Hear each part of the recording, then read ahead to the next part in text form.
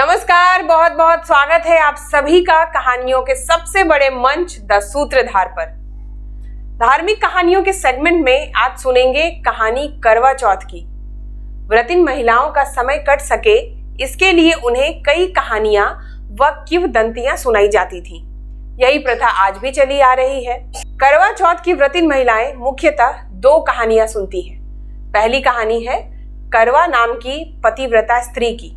चलिए पहले ये कहानी सुनते हैं। पौराणिक मान्यता के अनुसार करवा नाम की एक पतिव्रता स्त्री थी। एक बार करवा के पति नदी में स्नान कर रहे थे। उस दौरान मगरमच्छ ने उसका पैर पकड़ लिया। करवा के पति ने अपने प्राण की रक्षा के लिए अपनी पत्नी को पुकारा। करवा के पतिव्रता धर्म का पालन करने से उनके सतीत्व में काफी शक्ति थी। करवा ने अपने पति के प्राण संकट में देख यमराज से अपने पति के प्राण के लिए प्रार्थना की। करवा के पतिव्रता होने के कारण यमराज ने उनकी प्रार्थना स्वीकार की और पूछा, हे देवी, आप क्या चाहती हैं?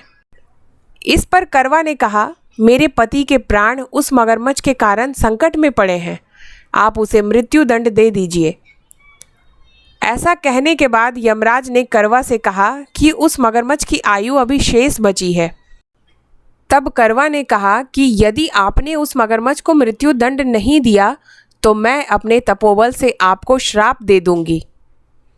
करवा माता के ऐसा कहने पर यमराज के निकट में खड़े चित्रगुप्त सोच में पड़ गए और उसके सतीत्व के कारण उसकी कही बात को टाल भी ना सके। तब उन्होंने यमराज से कहा, आप मगरमच्छ को यमलोक बुला लें और उसके पति को चिरायु का वरदान दें। यमराज देवता करवा माता के पतिव्रता होने से बड़े प्रसन्न हुए और उनसे कहा कि आपने अपने तपोबल से अपने पति के प्राण संकट से बचाए हैं।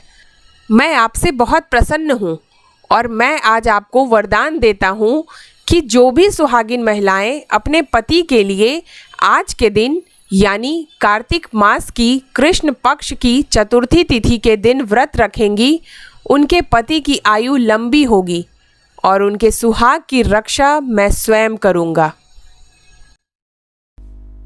अब सुनते हैं करवा चौथ की दूसरी कथा।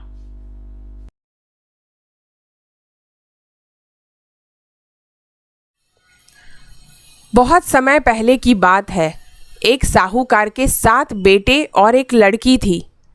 सातों भाई अपनी बहन करवा से बहुत स्नेह करते थे। साहूकार की बेटी मायके आई हुई थी। कार्तिक मास की कृष्ण पक्ष की चतुर्थी तिथि को साहूकार की बहुएं और उसकी बेटी ने भी करवा चौथ का व्रत रखा। रात्रि के समय जब साहूकार के सभी लड़के भोजन करने बैठे तो उन्होंने अपनी बहन से भी भोजन कर लेने को कहा। इस पर बहन ने कहा, भाई, अभी चांद नहीं निकला है। चांद के निकलने पर उसे अर्घ्य देकर ही मैं आज भोजन करूंगी। लड़कों ने देखा उनकी बहन भूख से व्याकुल हो रही है। साहूकार के बेटे अपनी बहन से बहुत प्रेम करते थे। उन्हें अपनी बहन का भूख से व्याकुल चेहरा देख बेहद दुख हुआ। साहूकार के सबसे छोटे बेटे को बहन की यह दशा नहीं देखी गई। वह नगर के बाहर चला गया और वहाँ एक पेड़ पर चढ़कर दीप जला दिया। दूर से देखने पर ऐसा प्रतीत होता था कि चंद्रमा पेड़ के पीछे से उदित हो रहा है।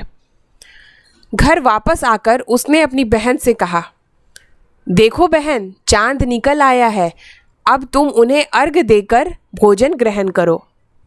साहूकार की बेटी ने अपनी भाभियों से कहा, देखो चांद निकल आया है, तुम लोग भी अर्घ्य देकर भोजन कर लो। ननद की बात सुनकर भाभियों ने कहा, बहन, अभी चांद नहीं निकला है।